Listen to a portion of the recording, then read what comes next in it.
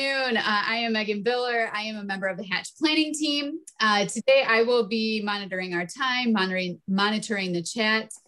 As a reminder, this session will be recorded for future use. And with that, it is my pleasure to introduce Lisa Meny, Callie VanLangen, David Bright, and Jennifer Lamberts, who will be presenting, I know it's in there somewhere, a data-driven approach to evaluating teaching, learning, and course effectiveness in a virtual learning environment. Take it away. Thanks so much, Megan. Hopefully everybody can hear me today, and welcome to, I know it's in there somewhere. Megan did a great job of setting us up for that. I think we've all probably had some sort of data where you just know it's in there, but it's just going to take some time to figure it out, and then you figure out what to do with it. So that's kind of what we're here to talk to you guys about today. Knowing that we're in a short time, I'm just going to go ahead and get started. Our objective for today is just to be able to describe how to use student assessment data from ExamSoft and how to utilize it to really evaluate student performance and what that really means for overall course performance in a team taught course now that we are all in this virtual learning environment. We're going to start out with a little bit of what we do know.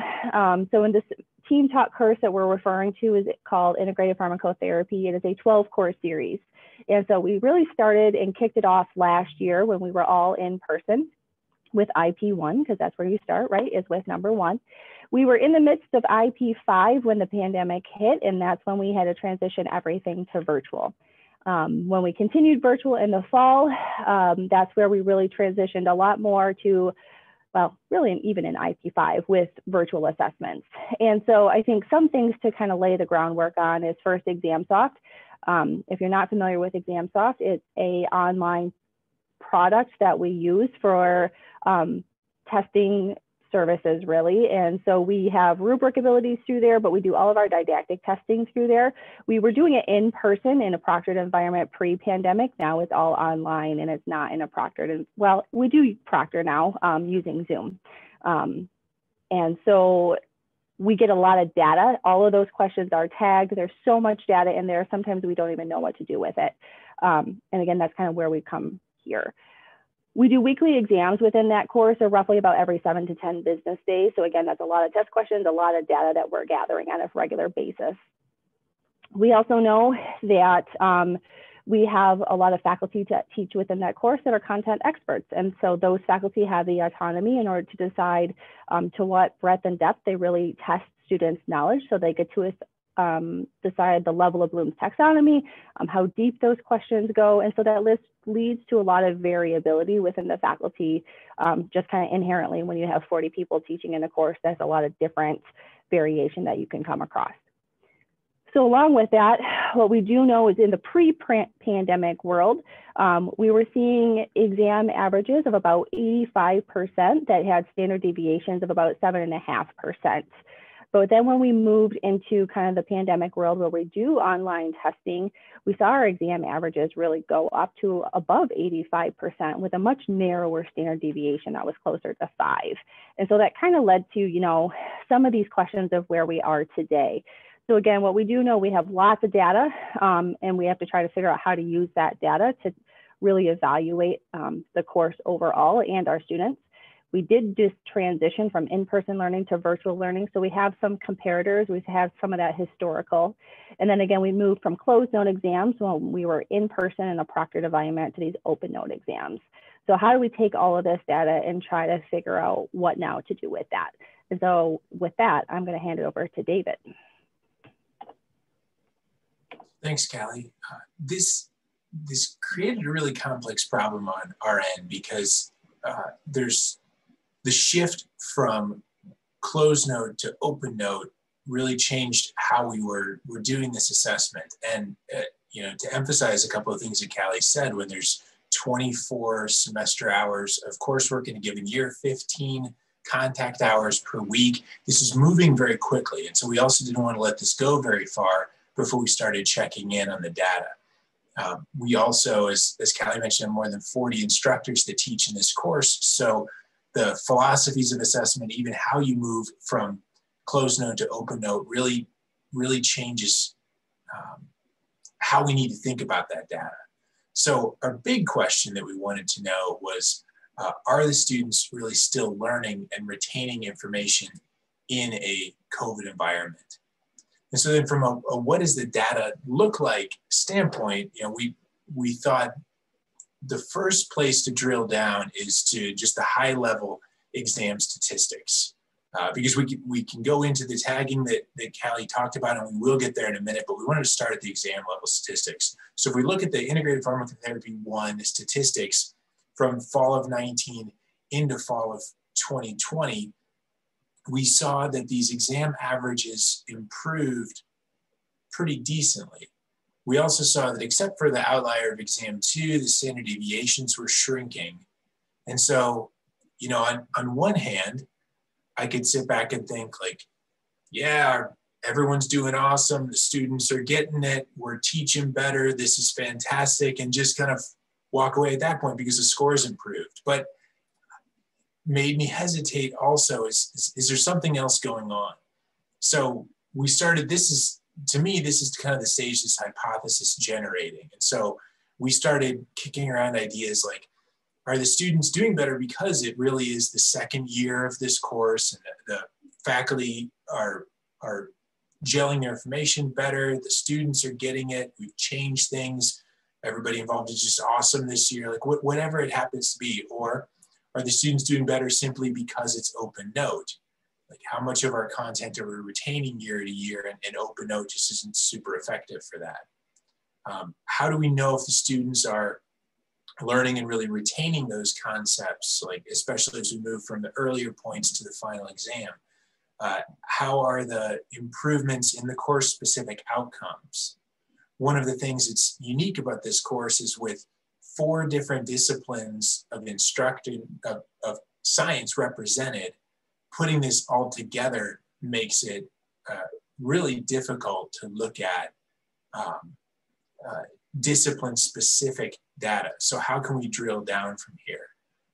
One other concern was in this open note environment, are students just looking at kind of control F questions we've been saying, where they just open up their notes, control F, find a keyword, answer it, move on without really doing any learning. And so maybe what's that breakdown of lower and higher level concepts? So as we generated all those hypotheses, it was time to drill down in the data one more level. And so for that, I will pass off to Janie Lamberts. Okay, thanks, David. So one of the things that, and one of the reasons that we use ExamSoft is for these, one of the things that makes it really useful is for these item-based assessments, every single item is tagged or categorized with various levels of categories. So we can tag each individual question or item, in this case with our program level outcomes or our ability-based outcomes. We can also tag a course outcome, and as we'll see in a little bit, some Bloom's taxonomy, so to try to get at the level of the question, as well as some other features. And so because we have all of that tagging and categorization, we can pull down data that goes beyond simply looking at the average and standard deviation of the entire exam, or even like an overall exam statistic of reliability, for instance. So what we can take a look at is comparison now between earlier iterations of the course and the current iteration in a remote environment, and see if we see any major differences. So one that we're looking at here are, as I said, our program level outcomes that we call our ability-based outcomes, or ABOs, from fall of 2019. And what we can see is that, maybe with the exception of that one pertaining to math, math and dosing of drugs, that they're covered across multiple assessments in the course with several items. So we have really good data behind them. And in general, students are performing very well, with the group average in the 70 to 80%. And then if we compare that to fall of 20, so just this past fall, again, same ability-based outcomes, we can see that again, in general, they're used across multiple assessments with several items being tagged, but now the group averages have gone up on every ability-based outcome, or almost every single one. So we can see that when we look outcome by outcome, students do appear to be performing better overall than they were in the previous year. So there's this increase in achievement across all the outcomes we've looked at. As I mentioned earlier, we can also slice this up by level. So using something like Bloom's taxonomy to determine whether it's a knowledge-based question, knowledge comprehension, application and analysis, or maybe synthesis and evaluation/creation, whichever version of Bloom's you want to use. So what we can see between those 2 years, firstly, is that even though we shifted to this remote open note environment, the majority of the questions stayed largely knowledge and comprehension based. So that's one of the first things we can pull out of this. Students overall did better on the knowledge and comprehension questions than they did previously. But what we've actually seen is some decreased performance on some of those higher order thinking, application, analysis, and certainly synthesis levels. So students are now performing better on the knowledge-based questions, but actually worse on the higher order questions. And so that's something to probe into a little bit more. And as I said, we can also then look at course outcomes. So these items are also tagged with the course level outcomes. This is achievement of course outcomes from fall 2019. We can see that certainly some outcomes are targeted or looked at more frequently than others. Some have 102 items associated with them as opposed to another that has only about 12. But again, in general, the students are performing over threshold with 80% approximately group averages across those course outcomes. And then if we shift to fall of 20, those same course outcomes, actually one thing that's sort of interesting is that the distribution of course outcomes appears to be a little bit more even across the outcomes. So that's probably just some natural improvement in the delivery of the course that happened over multiple iterations. But again, we can also see that students are performing better across all of the course outcomes in general.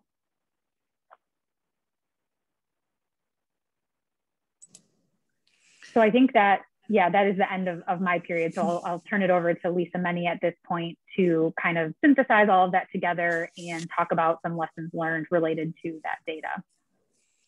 Thanks, Jenny. And hopefully I don't cut out. I've had good internet all day until about when we were supposed to do this. So what did we aim to share? So when these conversations started, our real first step that we thought of was we want to get this back to the faculty. We want to get this information out there. And so to interpret it, because again, this is just the start of the conversation. We always say that initial data pull is just the start of a conversation.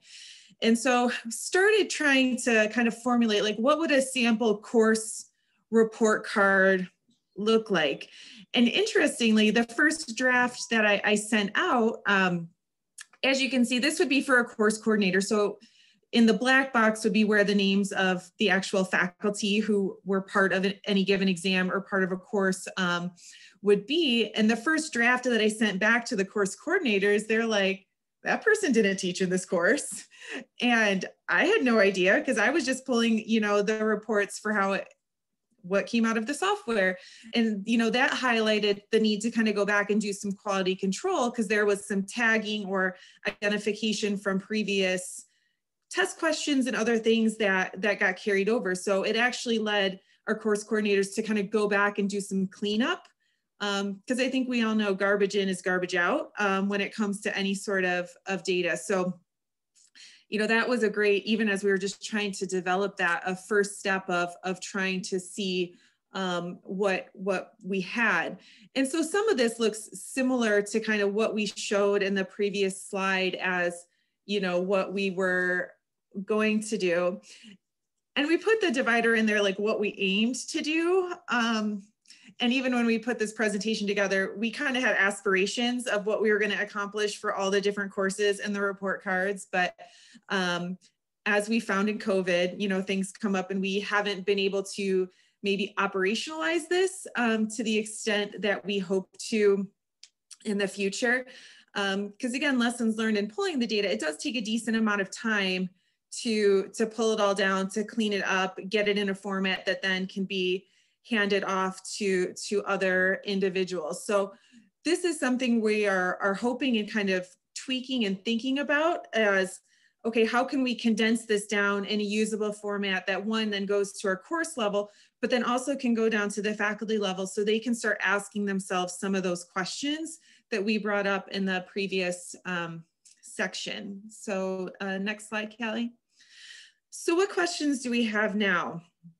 I think in looking through the data that David brought up and that Jenny kind of reviewed, we really feel like we need to take these back to the faculty. So those are just the first questions that we thought of when we looked at that data, you know, seeing those trends like, gosh, everyone performed better. Do we think that's a reflection of truly better performance? Or do we maybe think the open note exam, the ability of students to be taking tests on their own really reflected in that increase in performance? So I think to try to look at that a little more, we are thinking of going back to in-person exams in the near future, if not this semester, in further iterations. So, you know, continuing to monitor that as well. Also have questions to take back to the faculty on some of those Bloom's issues. Is that matching what the intention of the course was from a design standpoint to have that kind of distribution? Or was there maybe some expectation that there would be some higher order questions?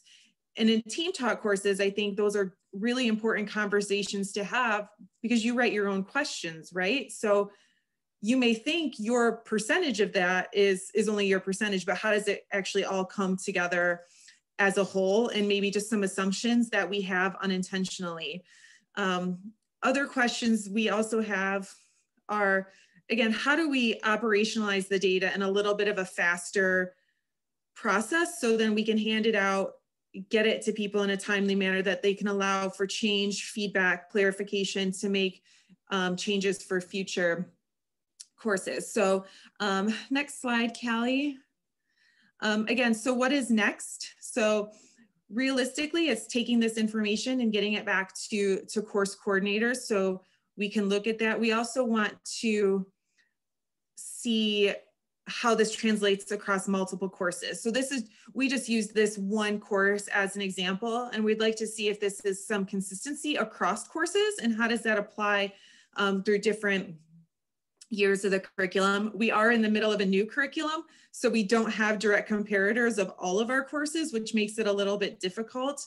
And at any course in our curriculum, at most, we've had, this is the third iteration of it. So there's not a lot of historical data to compare to. So with that, we just wanted to open it up, and I see several pharmacy friends here and others. So we just wanted to see what you guys thought. So even just us showing that data, what are some things that you think or that you're looking for as you're trying to compare effectiveness of either even exams or courses in general?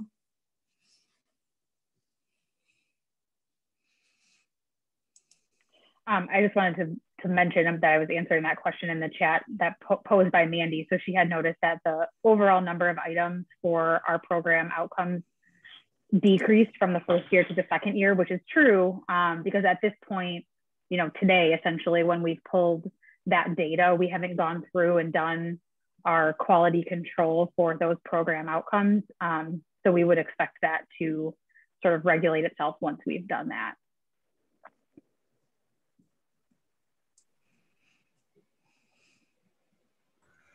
The whole issue of quality and control. Oh, go ahead, Mandy. Can I ask a follow-up question? I want to make sure I was understanding it correctly. So those tables at the beginning, I guess when I was seeing like fall of, was it 19 and then fall of 20, you were correct, that was the comparison.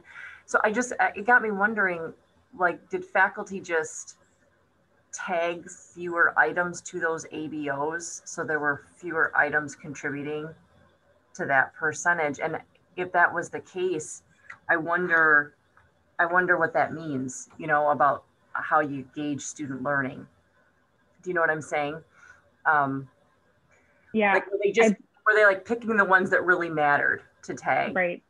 I probably should have clarified that. So faculty actually don't tag ABOs at all because there are actually, Kelly, if you advance a couple of slides to those course outcome slides, you can see even in the description of the course outcome, it lists what ABOs are mapped to that course outcome. So typically what we've asked faculty teaching in the course to do is to tag just the course outcome, and then someone goes back in at some point and bulk tags all of the program outcomes.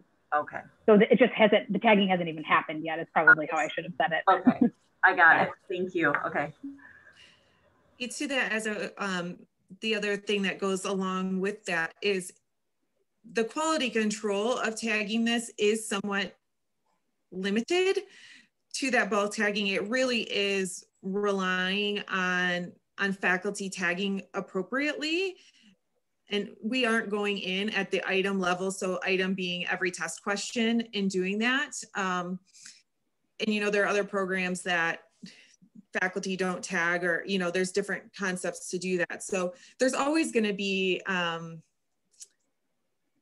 margin of error, I think, in some of these things as well, just from the nature of what we're asking faculty, and a lot of different faculty. I mean, there's so many different faculty that teach across these course sequences as well, which just, you know, adds a fun dynamic.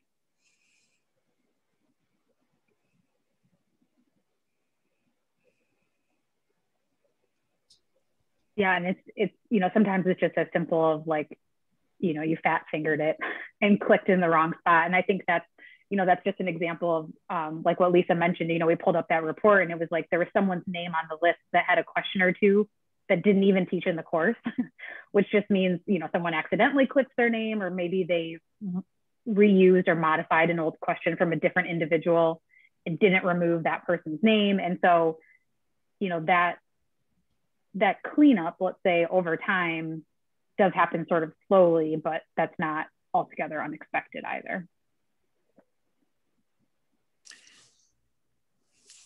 What it'll be interesting, and, you know, I look forward to hearing from, you know, from other programs or other areas as we all continue to grow. You know, one of our biggest challenges in pharmacy is we have so much data. It's now taking the data, interpreting the data, and creating action plans based on it. And that's, you know, really what we're trying to kind of start here, is figuring out how to do that in a way that's sustainable and timely and meets the needs of the faculty, which will be another step once we kind of get these out to get their feedback on whether they're helpful or there's other things that they would like to see that would be more beneficial.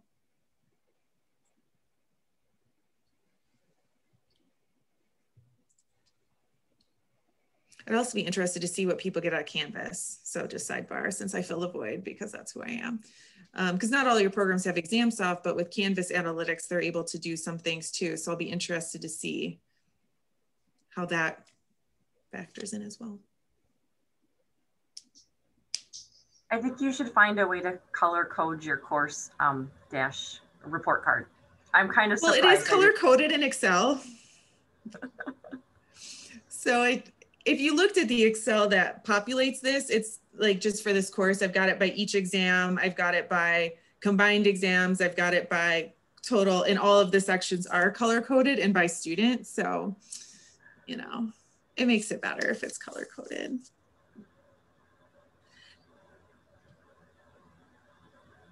We are speeding toward our concluding time here, but do have time for maybe another question or two.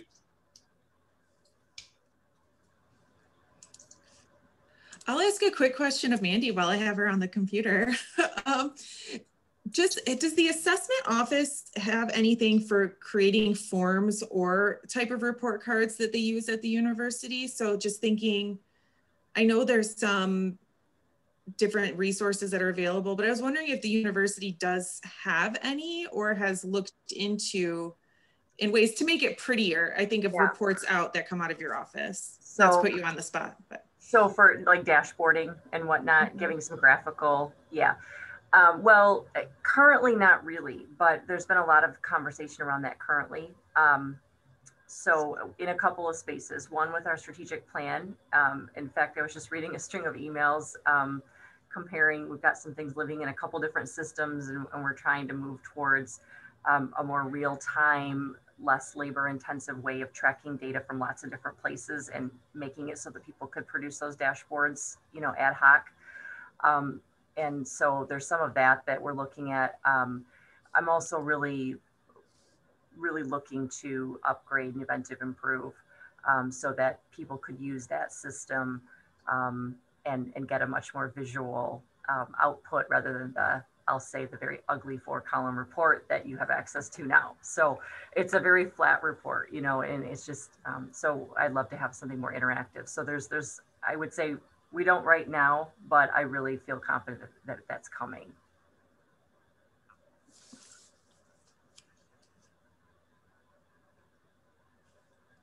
And that the latter there would interface with Canvas, you know, so there's the analytics package on both ends of that.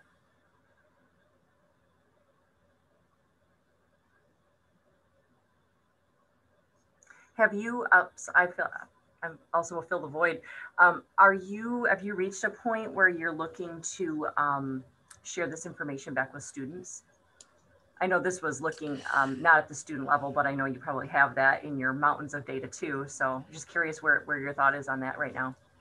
There's lots of conversations about that, especially Callie, David, and I on a subcommittee looking at that. We are very close to that.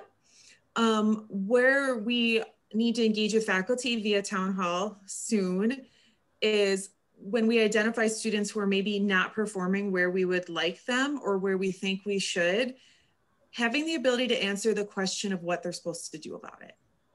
So, you know, we have really identified who we think are at risk and really have, but we have decided to not send a report that then a student gets and then they go to their advisor or they go to a course coordinator and asks, okay, so what am I supposed to do? And for us not to have an answer. And that's where we feel like we're trying to get some consensus from faculty in terms of what are we going to do about it? And it is an increasingly complicated process to try to figure out what that is. So, you know, we were hoping, and we still hope to get them something by the end of this academic year. And a gold standard would be us to report them on a semester by semester basis. I don't know that that's possible without some sort of other tool to assist us in extracting that data and getting it in a format, just because it's incredibly manual and labor intensive. So at least at the end of the year, but again, we want to provide them a pathway to address the issues that we identify. You know, it'll be interesting. I know you get very granular when you're looking at, you know, exactly where is it the student's struggling. I can imagine it's very granular. It would be interesting as you move forward in that process to share some of the big picture findings with some of the other graduate and professional programs on campus. Having been like in the weeds recently on the academic program reviews, it's really I mean, it's not a good thing to find, but it's interesting to find that we're seeing themes emerge, programs that have nothing to do with each other talking about the same issues with students, like writing, right? You know, it's one that's popping up all over. And math. If we don't, or math, yeah. And if we don't share that, it's hard to have, to focus university resources to help address that issue that might be pervasive in lots of programs. So I just keep that in mind that, keep sharing it out beyond the college too. It is a great plan. Thanks everybody for coming at the end of the long day. Thanks everyone. Yeah, big thanks to our presenters and for everyone, to everyone who attended. The closing celebratory session is going to start very shortly. So I hope to see you there. Bye-bye. Thanks everyone.